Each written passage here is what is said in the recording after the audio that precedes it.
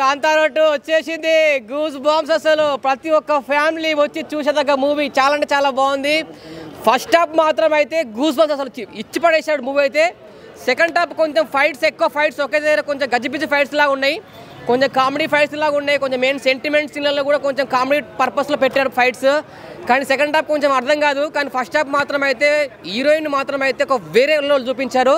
Heroine మాత్రం చాలా అంటే చాలా బాగుంది. అసలు హీరోయిన్ చూపించే విధానం కానీ రొమాన్స్ అవన్నీ చాలా ప్రతి ఒక్క సీన్ టు సీన్.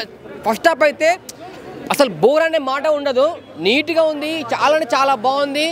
ప్రతి ఒక్కరు చెప్తున్నాను, ప్రతి ఒక్కరు వచ్చేసండి ఫ్యామిలీతో చూడండి. ఇందులో ఫైట్స్ చాలా అంటే చాలా హెవీ ఫైట్స్ ఉన్నాయి. కొన్ని ఫైట్స్ చూడండి, ఆ ఫైట్స్లలో పెద్ద రాజు అనే ఉంటాడు, తర్వాత చిత్తరాజు అనేది వచ్చేస్తాడు మన రిషబ్ శెట్టి గారు యాక్టింగ్ ఎక్కువ. ఇంట్లో మొత్తము సెకండ్ హాఫ్లో మొత్తం నరకుడు మొత్తం కత్తులది ఫైట్లు అవన్నీ ఫైట్లే ఉంటాయి. కానీ ఇందులో కాన్సెప్ట్ ఏంటంటే కొన్ని సీన్స్ మాత్రం అయితే వేరే లెవెల్ సీన్స్ ఉంటాయి.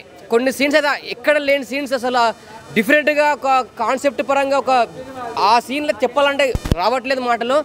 కానీ కొన్ని సెకండ్ హాఫే కొంచెం లాగా అనిపిస్తుంది. థ్యాంక్ యూ అసలు అన్న కాంతారా చూస్తా ఉంటే మెంటల్ ఎక్కిపోయిందన్న. అసలు గూస్ బంప్స్. అసలు ఎన్టీఆర్ గారి స్నేహం కాదు, ఎన్టీఆర్ గారి యాక్టింగ్ కూడా పుచ్చుకున్నాడు మన రిషబ్ శెట్టి అన్నట్టుంది. అసలు ఏంటి ఆ విజువల్స్ ఏంటి, ఆ యాక్షన్ ఏంటి, ఆ కొండల్లో జరిగే ఆ ఫైట్ సీక్వెన్స్ ఏంటి, అది అసలు మామూలు లేదన్న. ఆ విజువల్ చూస్తే పిచ్చెక్కిపోతా ఉంది.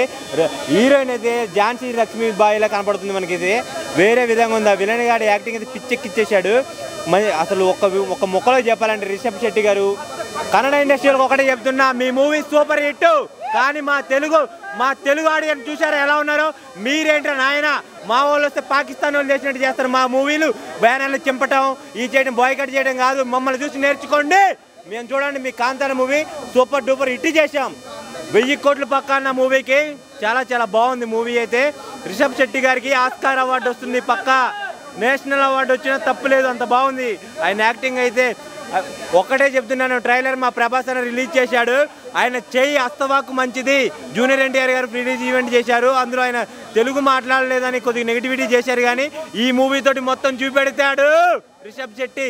చాలా చాలా బాగా పర్ఫార్మెన్స్ చేశారు.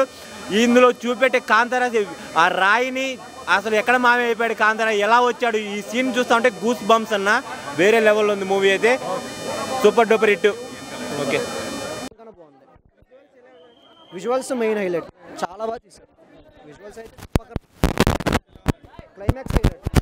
40 minutes ఇంకా దేవుడి కోసం అలా వెళ్ళిపోతుంది. అంటే ఏదో పెట్టినట్టు కాకుండా చాలా దేవుడి కోసం. యాక్చువల్గా కాంతారా అనేది ఫస్ట్ అది పార్ట్ 2, బట్ ఇది పార్ట్ 1. బట్ చాలా ఉంటుంది, చూస్తే కానీ అర్థం అవ్వదు. Next level movie.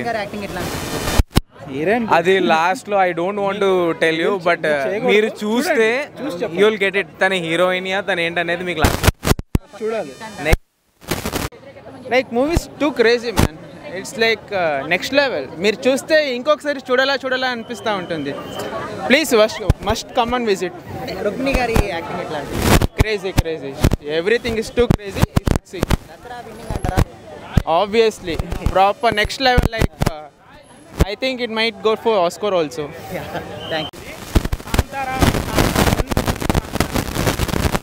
ఎక్స్పెక్టేషన్స్ అస్సలు ఎక్స్పెక్ట్ చేయలేని రేంజ్లో ఉంది బ్రో. ఆ ట్విస్టులు కానీ ఏవైతే ఉన్నాయో అసలు మనం అస్సలు ఎక్స్పెక్ట్ చేయలేము.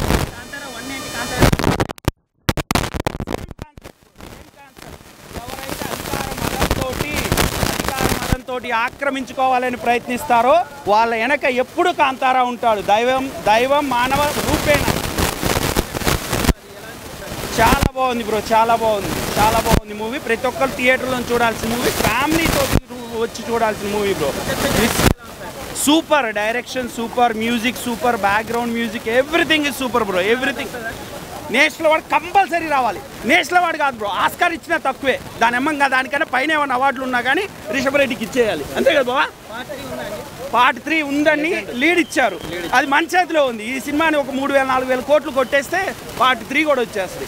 రిషబ్ రెడ్డికి 100 కోట్లు ఇచ్చారంట, చాలా తక్కువ బ్రో. 100 కోట్లు చాలా తక్కువ. ఒక 500-1000 కోట్లు ఇచ్చినా తక్కువే సినిమా. ఓకే. 2 నచ్చిందండి. 2 నచ్చింది కానీ 2 ఇంకా బాగుందండి. కన్నడలో చూసామండి. అంటే హైలైట్ పాయింట్స్ అంటే ఏం చెప్తారు మేడం మూవీ మొత్తంలో?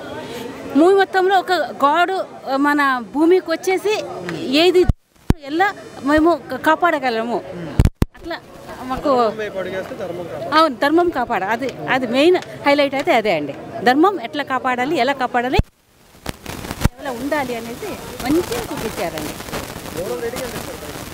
ఓ కంప్లీట్లీ టాప్ రేటింగ్ అండి. నేను చెప్పాను దీనికంటే ఎక్కువ ఇంకా ఏం చెప్పలేదు, అంతా బాగుందండి.